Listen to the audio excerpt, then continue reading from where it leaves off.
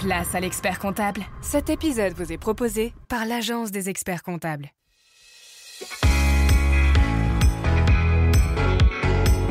Évidemment, si je m'assure sur quoi, à hauteur de combien, pour combien de temps. Il faut comprendre ce qu'on assure.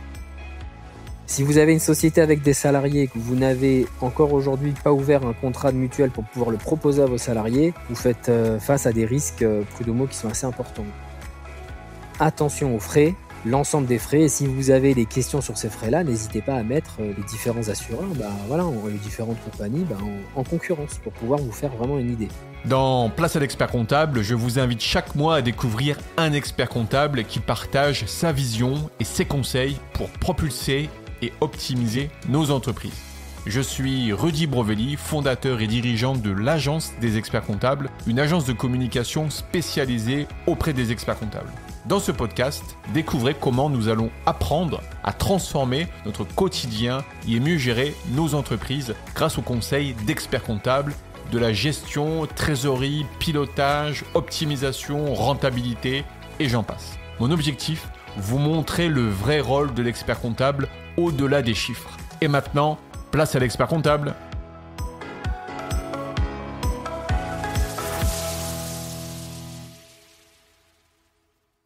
J'ai le plaisir d'accueillir ce mois-ci Dan Waknin, expert comptable. Il est associé fondateur du cabinet Dojo Conseil et Expertise, ainsi que du cabinet de conseil en gestion de patrimoine Eclipse Patrimoine.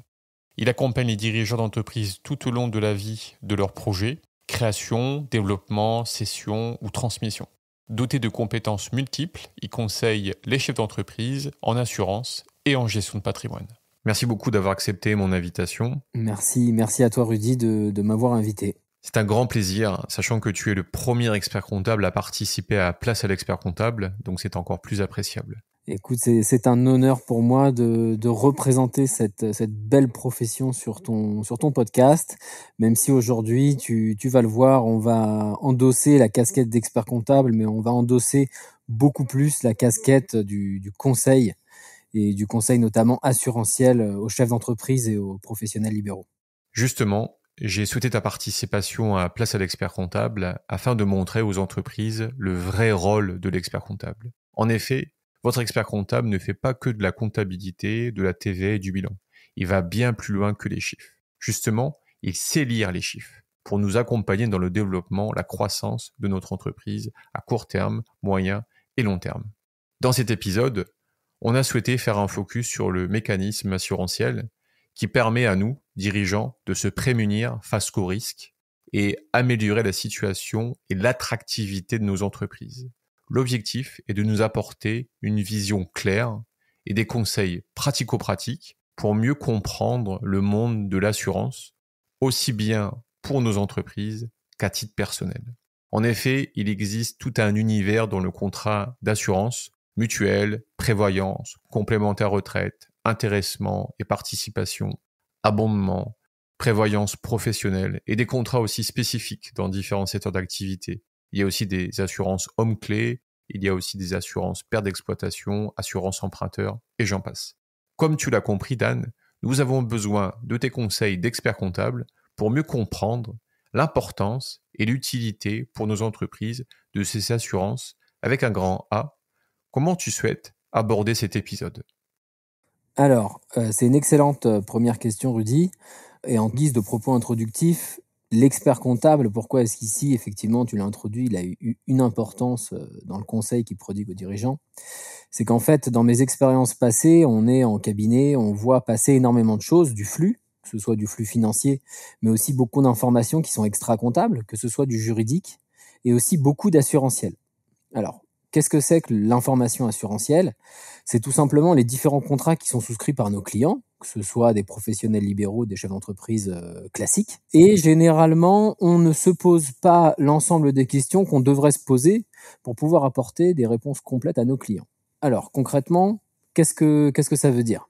Aujourd'hui, on a un environnement économique qui se complexifie, un environnement administratif qui se complexifie. Tout devient de plus en plus difficile. On a des chefs d'entreprise et des professionnels libéraux qui sont face à leur réalité. Le dentiste, il est là pour s'occuper de ses patients. Le restaurateur, il est là pour s'occuper de son restaurant. Souvent, ils sont aguichés, approchés pour souscrire à toutes sortes de contrats.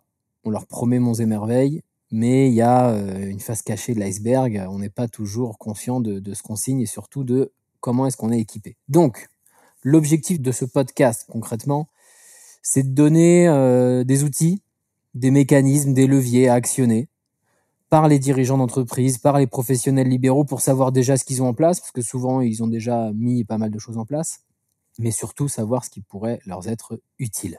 Voilà, Rudy. Parce que c'est vrai qu'on dit souvent dans les assurances, il y a beaucoup de doublons. En fait, on sait même pas si cette assurance en fait fait le job qu'on voudrait faire. Souvent, quand on a un problème, on les appelle. En fait, on se rend compte que oui, mais ça c'est pas pris en charge. Donc en fait, le but en fait de cet épisode, c'est essayer un peu de démystifier tout ça et de savoir en fonction des différents types d'assurances. Tu vois, moi j'avais appris il y a quelques années en arrière l'assurance homme clé que je connaissais pas, qui est en fait une assurance qui est quand même assez intéressante. Et donc l'objectif d'aujourd'hui, c'est un peu de creuser tout ça. La première question que je te dirais, en fait, c'est pourquoi s'assurer, en fait. Alors, là, c'est plus l'expert comptable qui va parler. Le client, quand il vient nous voir et qu'il a, souvent, c'est la première raison pour laquelle il vient voir son expert comptable, c'est qu'il a besoin de faire une comptabilité parce que son activité a démarré. Donc déjà, pour qu'on soit tous d'accord, le nerf de la guerre, c'est l'activité. Le restaurateur, c'est le fait de vendre ses plats. Le dentiste, c'est le fait qu'il y ait ses patients qui viennent.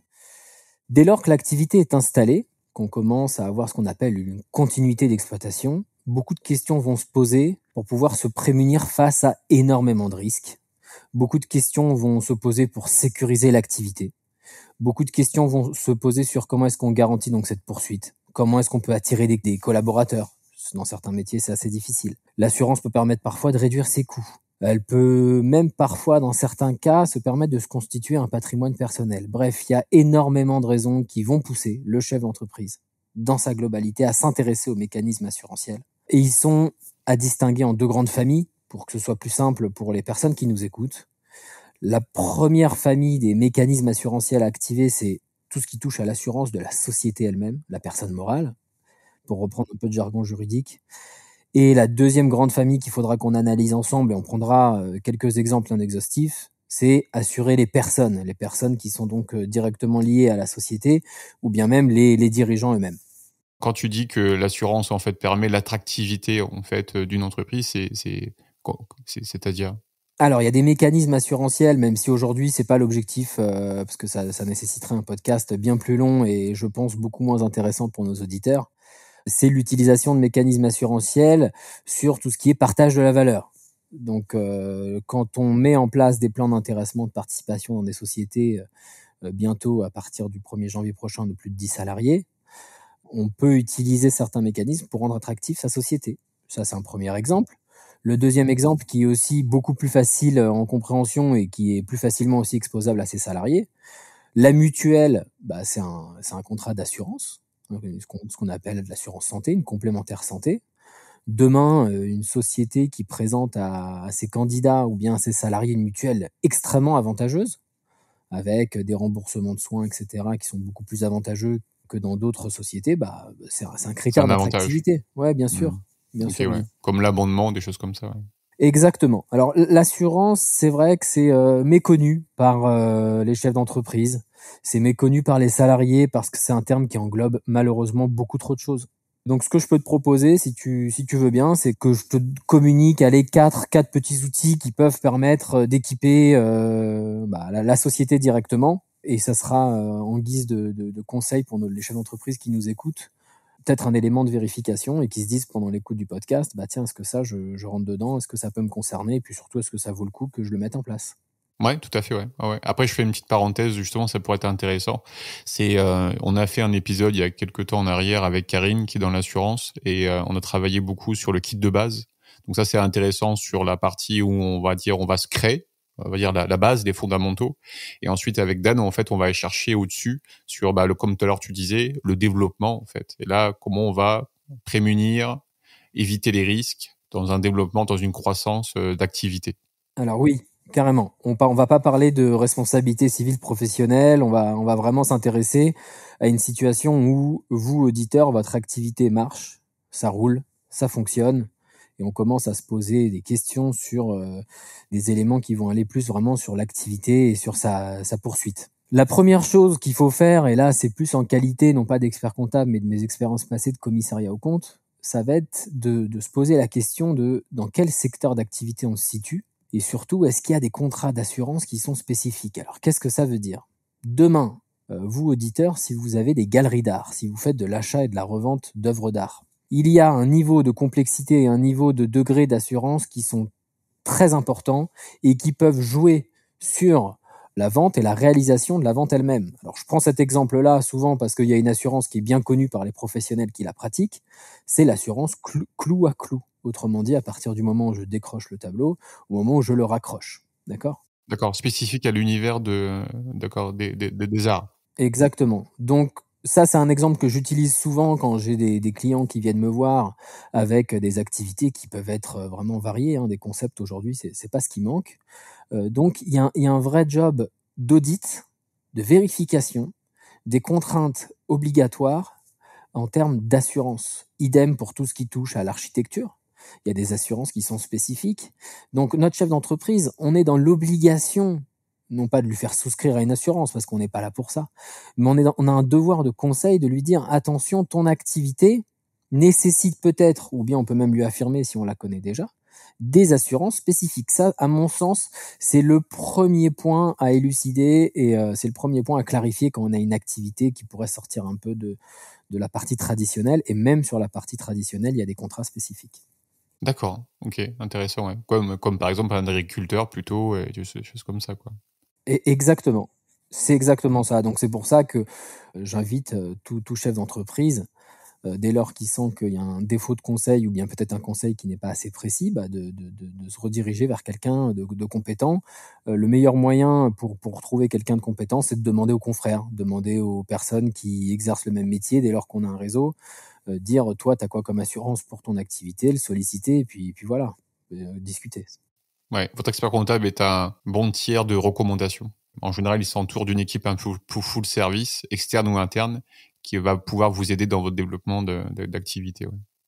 Alors oui, c'est effectivement le cas. Après, l'expert comptable, l'atout qu'il a, surtout dans certains cabinets, c'est qu'il peut être spécialisé dans certains secteurs d'activité. Voilà, il y a des cabinets qui même réorganisent leur structure avec des collaborateurs en charge de certains secteurs d'activité, que ce soit le médical, que ce soit le commerçant, que ce soit même parfois encore plus spécifique. J'ai déjà vu des cabinets avec des spécificités propres aux audioprothésistes, aux ophtalmos, que ce soit les opticiens. Et donc, on peut être vraiment conscient des risques assurantiels de certains de ces secteurs-là. Voilà, donc ça, c'est vraiment, je pense, la première chose, la première question à se poser. Deuxième outil qu'on peut proposer aussi aujourd'hui, c'est l'assurance homme-clé. Alors ça, c'est assez connu pour le coup de nos dirigeants parce qu'ils sont conscients dans la quasi-totalité des cas de l'importance de leur participation dans l'exploitation. Le restaurateur qui est aussi au fourneau, il sait très bien que s'il lui arrive quelque chose, demain sa société risque d'être un peu dans une situation de difficulté. C'est ça. En fait, c'est pas une assurance qui est, comment dire, proposée en fait à la PME en fait où ils sont 50 et il sait que le dirigeant s'il est pas forcément là. Alors, je vais pas dire que ça va pas freiner la croissance parce qu'il y a toujours des impacts derrière, mais la productivité sera toujours là parce que en fait les 40 autres personnes en fait seront là pour développer la boîte, quoi.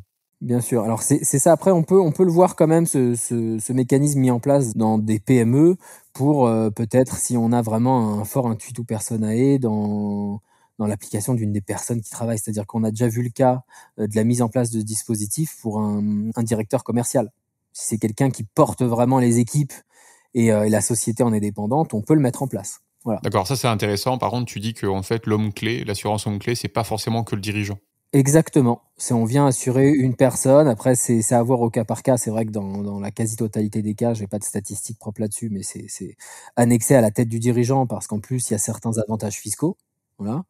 Mais bon, c'est pas l'objectif aujourd'hui de les redescendre. Ce qu'il faut juste retenir en synthèse sur ce mécanisme-là, c'est que cette assurance homme clé, elle assure les conséquences pécuniaires pour l'entreprise de la disparition de cet homme clé. Voilà. Et ça peut prendre en charge plusieurs choses, ça dépend de ce qu'on assure. Ça peut prendre en charge la perte d'exploitation, ça peut prendre en charge les remboursements des prêts bancaires, les frais de réorganisation. Voilà, ça permet un peu de faire face aux aléas. D'accord. Et je te donne un exemple en fait. Si on va prendre le cas, c'est un dirigeant qui a l'assurance homme clé. Si ce dirigeant en fait, c'est lui qui porte la boîte, même si autour de lui il a quelques collaborateurs, mais qui développe la boîte et c'est lui qui est vraiment en fait au contact commercial. C'est lui qui fait tout le chiffre d'affaires. Si demain lui il arrive quelque chose, le chiffre d'affaires il est complètement pris en charge par l'assurance. Exactement. Alors après, ça va dépendre des indicateurs qu'on va déterminer avec l'assureur. Et effectivement, on va pouvoir compenser la totalité ou partiellement la baisse de ce chiffre d'affaires. D'accord. En Voilà. fonction de ce qu'on est capable de prendre comme formule. En sachant que c'est une excellente question que tu poses parce que ça m'amène vers le troisième mécanisme que je voulais présenter, c'était l'assurance perte d'exploitation. Alors l'assurance perte d'exploitation, c'est on vient un peu comme ce qu'on vient de présenter, mais on vient pas corréler cette baisse-là à la disparition d'un homme clé, mais tout simplement à un aléa. C'est quoi, naturel ou pas forcément? Exactement. Alors il y a plusieurs. En fait, l'assurance c'est contractuel, donc c'est à nous de venir déterminer les raisons pour lesquelles on souhaite se couvrir. Pendant la période du Covid, il y a quelques années de cela, des restaurateurs qui avaient des assurances perte d'exploitation, qui étaient couverts pour des aléas comme ça de crise sanitaire, et puis si les restaurants étaient fermés, en plus des aides d'État, pouvaient bénéficier d'aides de la part de leur assureur. Et ça peut être même une perte d'exploitation liée à un dégât des eaux, un sinistre, un vol, c'est au cas par cas, ça c'est vraiment à déterminer. D'accord, OK, ouais. Donc quand tu prends en fait le contrat, en fait, il y a plusieurs coches à faire justement pour dire, ça je m'assure pour ça, je m'assure pour ça, je m'assure pour ça, quoi. Exactement. Et pour répondre aussi potentiellement aux questions des auditeurs, ça va être déterminant pour eux. C'est combien coûte une assurance? Ça dépend de ce qu'on assure et aussi des conditions qu'on vient intégrer à l'assurance. Donc, si on prend une assurance perte d'exploitation, plus vous allez prendre des raisons pour lesquelles vous souhaitez être couvert, plus ça va coûter cher. Et plus vous avez aussi un chiffre d'affaires qui va être important, plus l'assurance va vous demander en face une contribution qui va être importante. Ouais, oui. Et donc on peut mixer une assurance homme-clé et une assurance pas d'exploitation. C'est pas en doublon, quoi. C'est pas en doublon, après c'est pas fortement recommandé dès que les deux sont amenés à assurer la même chose. Moi c'est un des points de vérification que je fais dès que j'ai une société cliente qui vient me voir. C'est qu'on va et c'est souvent même dur à obtenir l'ensemble des contrats qui ont été souscrits. Les obtenir, c'est la première mission. Et une fois qu'ils ont été obtenus, ça va être justement de regarder s'il n'y a pas du double emploi. Un client qui vient me voir et qui a une assurance homme clé plus une assurance perte d'exploitation et que grosso modo, quand on regarde vraiment ce qu'il y a dans le contrat, on voit qu'il a assuré quasiment 2 fois la même chose.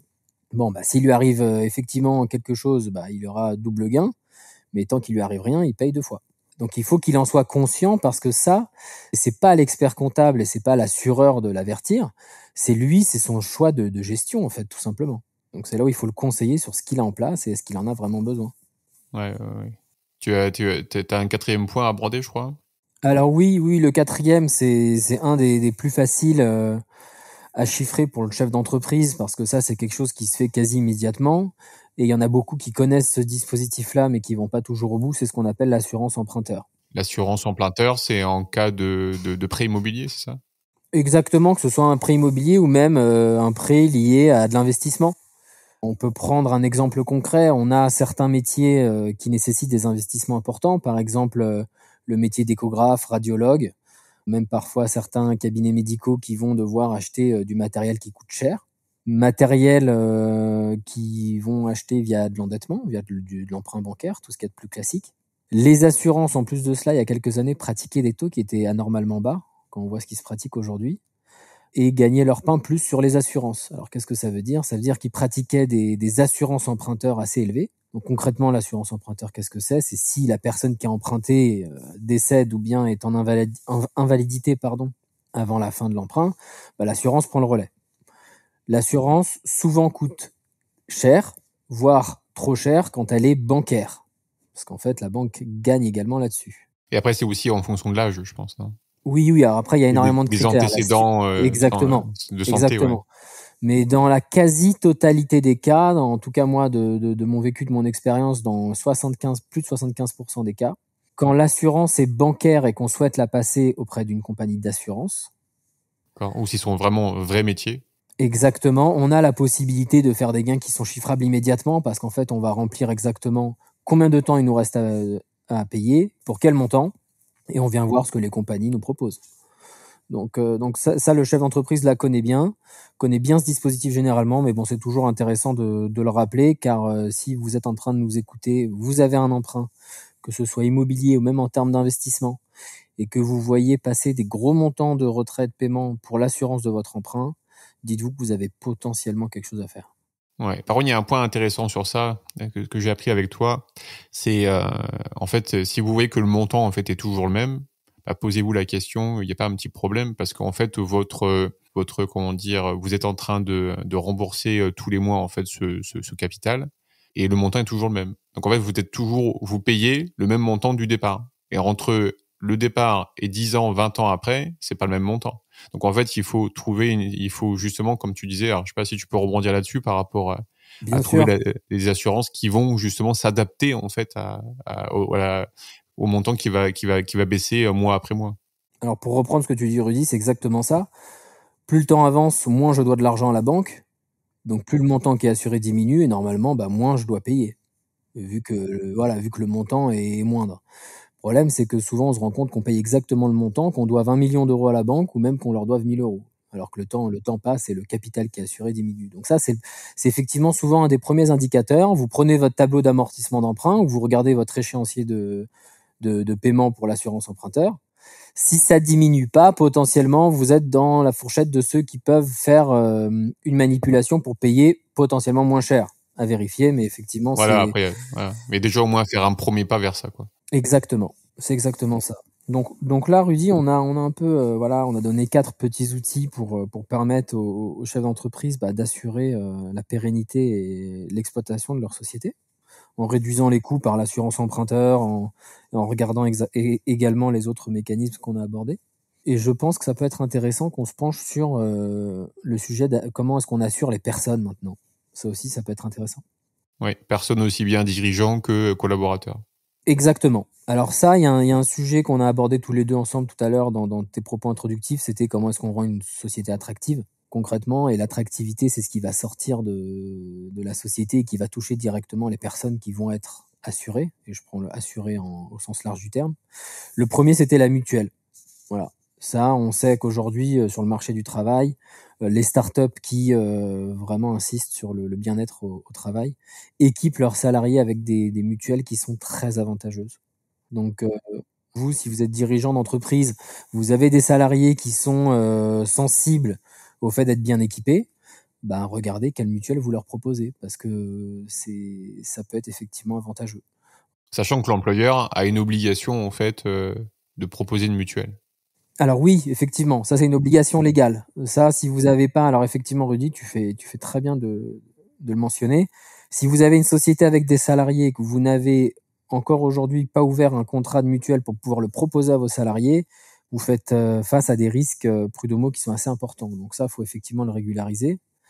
Et ensuite, dans un second temps, sachez que proposer une mutuelle avantageuse à ses salariés, c'est un vrai élément d'attractivité sur le marché du travail.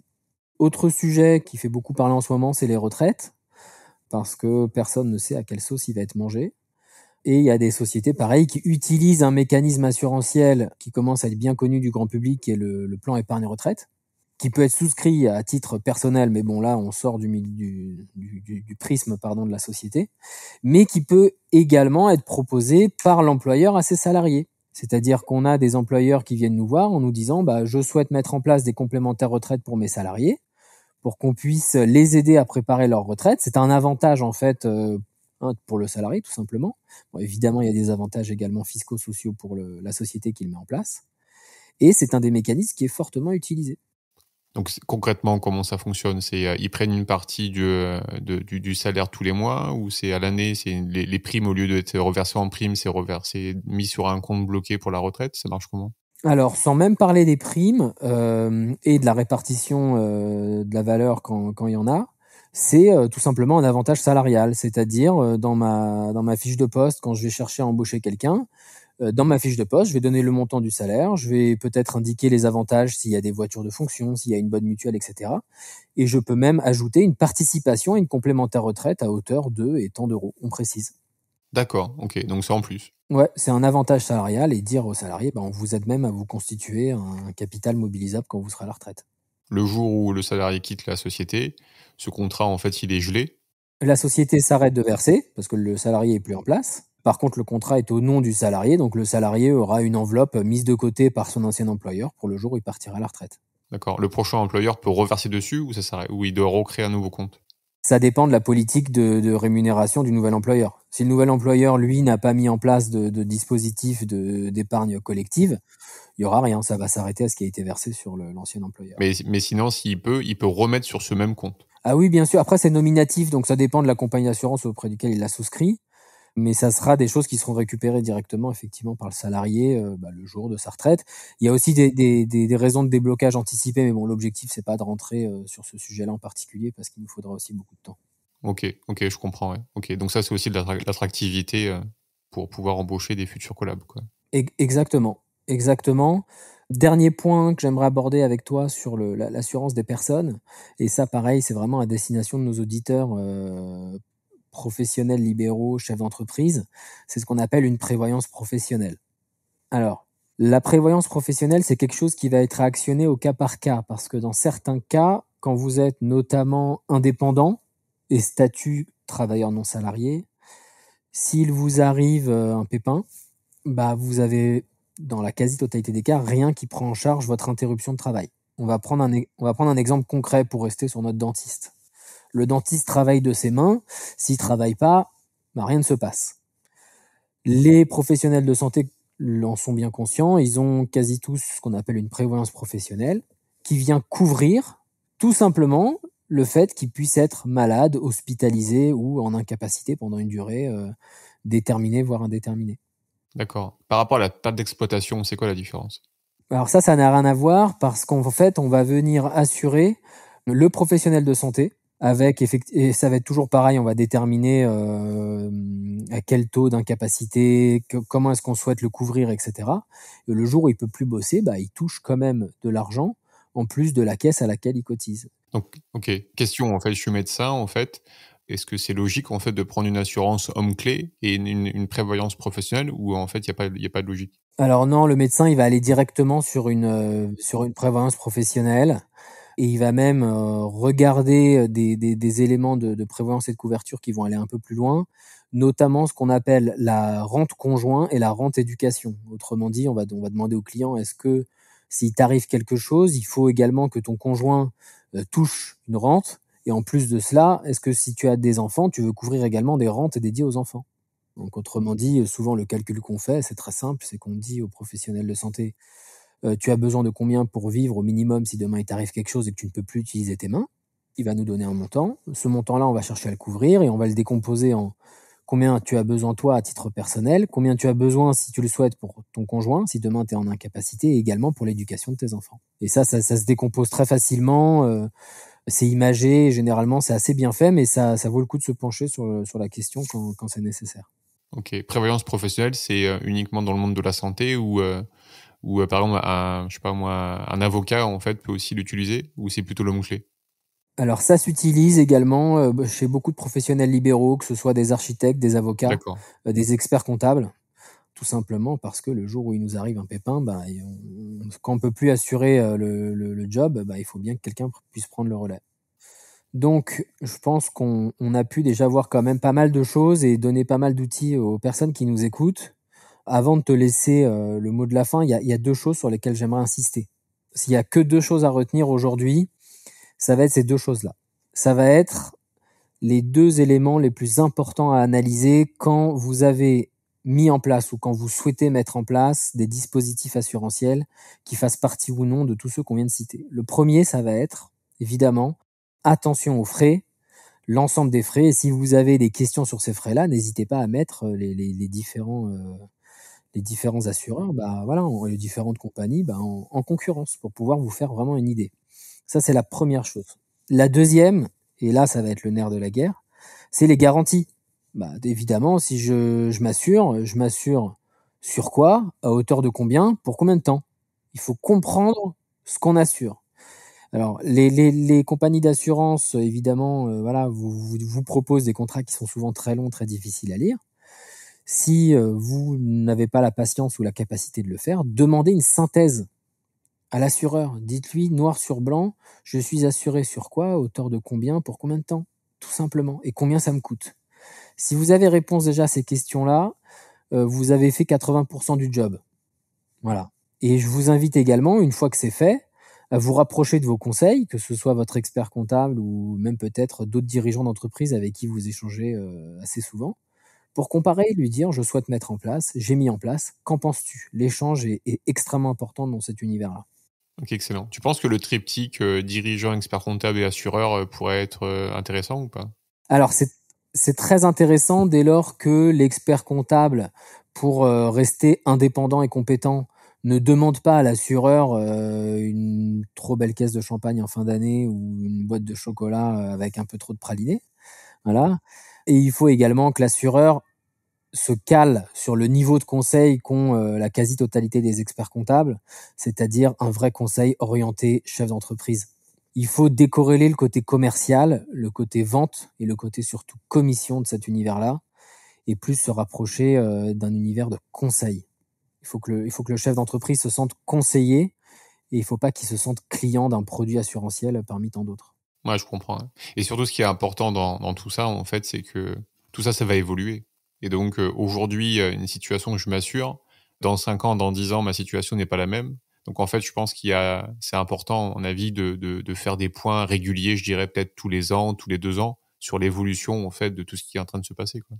Alors c'est une très bonne chose que tu es en train de dire, c'est qu'en fait, l'univers évolue, tant la société que le dirigeant, et un bon conseil sur les mécanismes assurantiels, c'est un accompagnement. C'est même encore plus un accompagnement qu'un conseil, parce que conseil, ça peut être ponctuel. On vient, on conseille le dirigeant, on disparaît. Non, il y a vraiment un accompagnement. Et ça, tu as raison, c'est un élément sur lequel il faut insister.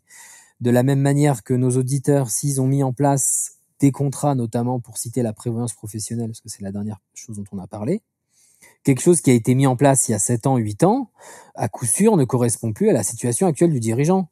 Est-ce qu'il a des enfants? Est-ce qu'il s'est marié? Est-ce qu'il gagne beaucoup mieux sa vie? Est-ce qu'au contraire, il y a eu un départ à la retraite, il gagne beaucoup moins bien sa vie? Il faut regarder l'évolution de ces contrats dans le temps, et tu as entièrement raison, Rudy, de le souligner. Ouais, c'est ça, ouais. Donc, toi, tu conseilles quoi, une fois tous les ans? Alors là, ça va être de s'entourer. Ça, c'est la première chose. Et dès lors qu'on a un changement radical de situation, c'est-à-dire le restaurateur qui passe d'un resto à 5 restos ou même à 3 restos, se dire: attends, est-ce que tout ce que j'avais mis en place, c'est encore d'actualité? Le professionnel libéral qui souhaite partir à la retraite d'ici 1 an ou 2, se dire: ah, mais c'est vrai que j'avais fait ci, j'avais fait ça. Peut-être vérifier, voir ce qui a été mis en place. Ouais, se mettre un petit warning Voilà, c'est plus une histoire de changement de situation que de temps qui passe. On va que de plus temps dire qui ça comme passe. ça. Voilà. D'accord, ok. Donc, si on résume cet épisode en 5 points, je dirais qu'en premièrement, il faut assurer sa société, comme on l'a pu l'échanger ensemble, Dan, ensemble, notamment sur l'assurance homme-clé, l'assurance aussi perte d'exploitation, on a aussi l'assurance emprunteur, et puis enfin, au potentiel d'assurance spécifique, donc à nos domaines d'activité. Donc, en deuxième point, je dirais qu'il est important d'assurer les personnes grâce à des mutuelles, à des assurances retraite, à des prévoyances professionnelles qui peuvent être très attractifs quand on veut recruter des nouveaux salariés, des nouveaux collaborateurs. Ensuite, en troisième point, je dirais qu'il faut faire attention aux frais qui vous sont pratiqués.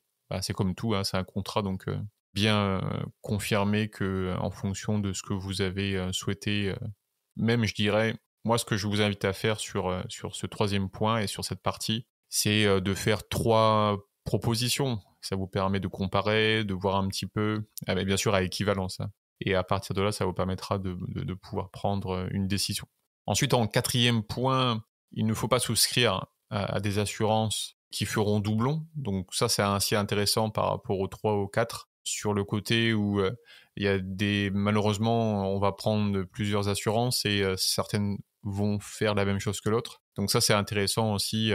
C'est pour ça qu'il faut s'entourer toujours d'experts pour avoir vraiment une prise de recul et savoir en fonction de ce que vous avez pris, est-ce que celle que j'avais l'année dernière ou autre, elle ne fait pas en fait le même job quoi en termes d'assurance. Et puis dernier point, soyez vigilants sur l'évolution de vos contrats.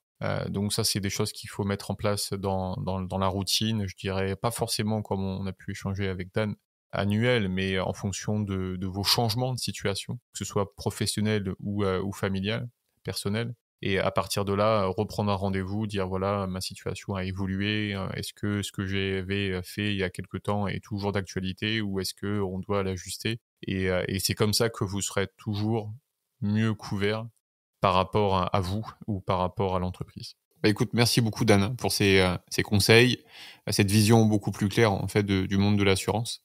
Et je pense qu'à mon avis, il y a déjà une bonne base avec, comme je vous l'ai dit en début d'épisode, mixé avec l'épisode de Karine sur le kit de base. Je pense qu'à mon avis, on est déjà bien armé en fait pour avancer dans cet univers. Merci beaucoup Dan. Je t'en prie Rudy, merci encore de m'avoir invité. J'espère qu'on aura pu éclairer nos auditeurs. Je pense que c'est le cas. Bye bye, à bientôt. Salut Rudy, à très vite.